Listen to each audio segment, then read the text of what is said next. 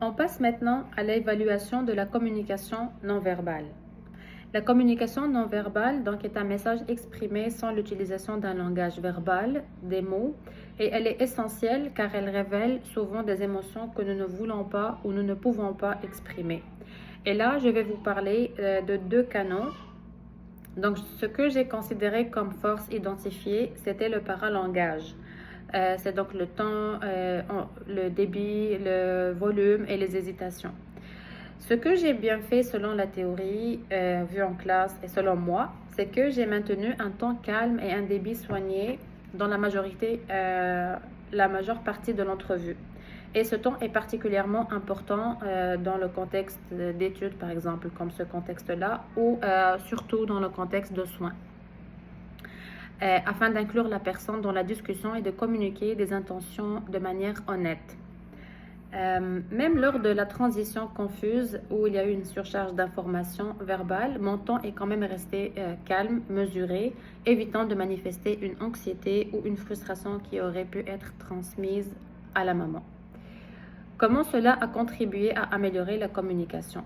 Donc, le maintien d'un temps calme et soigné permet de créer un climat de communication positif et chaleureux. Par la suite, une rétroaction positive, ce qui mène à une bonne compréhension et transmission de l'information et assure que le parent se sente en confiance en utilisant un temps approprié. Pour la faiblesse identifiée, c'était la posture et les gestes. La posture concerne l'orientation du corps et l'attention et les gestes servent à illustrer nos propos ou nos émotions ou à réguler la conversation. Ce que j'ai fait et qui mériterait d'être amélioré, c'est que, par exemple, on voit que ma posture, j'étais trop penchée vers l'avant. C'est un signe d'écoute, oui, mais en regardant la vidéo, j'avais l'impression que ma posture était maintenue de manière trop rigide, tendue, et cela peut involontairement signaler une inquiétude, un stress ou une tension. Aussi, j'ai remarqué que l'orientation de mon corps était centrée plus vers la feuille des questions plutôt que sur la maman, ce qui, d'après moi, a affecté le canal de la posture. Comment j'ai dû agir? Donc, pour améliorer la communication, j'aurais dû veiller à ce que ma posture soit plus décontractée et droite et pour montrer une ouverture et une détente. Il aurait fallu utiliser des gestes d'ouverture pour encourager le parent, la maman à continuer de parler. En cas de prise de notes ou de lecture des questions, j'aurais dû m'assurer que ma posture restait orientée vers la maman le plus souvent possible, pour confirmer mon niveau d'engagement et lui montrer que je suis vraiment à l'écoute. Comment cela a nui ou aurait pu nuire à la communication? Donc, si la posture ou les gestes ont manqué de décontraction ou d'orientation positive, cela aurait pu transmettre un message non verbal que j'étais pressée, stressée, anxieuse, ou bien que je m'ennuyais et que je voulais que ça finisse, ce qui aurait pu mettre la maman en état d'alerte et constitue une entrave. On passe finalement à l'évaluation de mon écoute, ce qui est un processus actif avec une intention composée de plusieurs éléments: entendre, porter attention, comprendre, mémoriser, interpréter, répondre. Alors, d'après moi, j'ai fait preuve d'une attitude compréhensive. L'écoute compréhensive repose sur une attitude d'égalité et d'ouverture, favorisant l'expression de chacun à la recherche commune de solutions. Elle s'appuie sur l'utilisation de techniques propres à l'écoute active. Cette attitude est démontrée par l'utilisation des questions ouvertes. Par exemple, quand j'ai posé des questions du genre « Comment réagit-il quand vous lui nommez un objet ou une personne familière sans qu'elle soit présente ?» ou bien qu'est-ce qu'il aime ou qu'est-ce qu'il imite le plus souvent dans ses jeux. Donc, ces questions ouvertes visent à amener le parent, la maman, à préciser sa pensée. Aussi par le fait de ne pas l'interrompre et de la laisser s'exprimer, comme la théorie l'exige lors de l'échange. J'ai également utilisé plusieurs techniques d'écoute active et cela a été manifesté par la reformulation.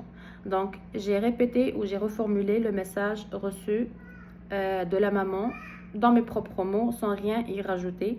Par exemple, quand la maman m'a parlé de l'absence du cousin de son fils, j'ai reformulé la phrase pour confirmer que je l'ai bien compris, en disant il s'est rendu compte de son absence, il sait c'est qui, et il demande après lui.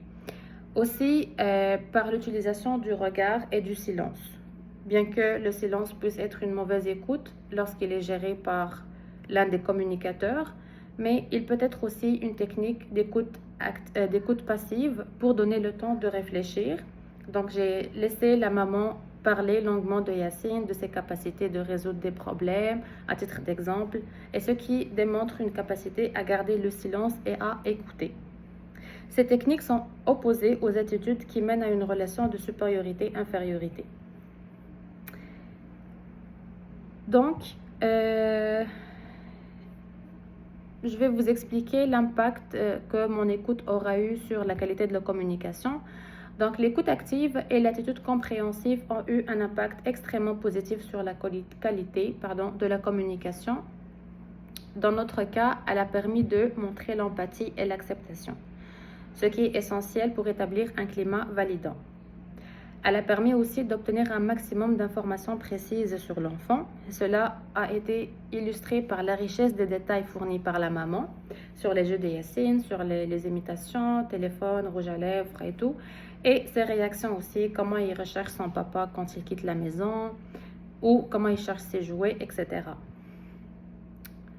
De permettre de vérifier la compréhension, comme vu avec la rétroaction positive, assurant que l'évaluation du développement de Yacine est basée sur des données justes. Et enfin, permettre un dialogue plus efficace et renforcer le lien de confiance entre les communicateurs et dans notre cas, entre moi et la maman.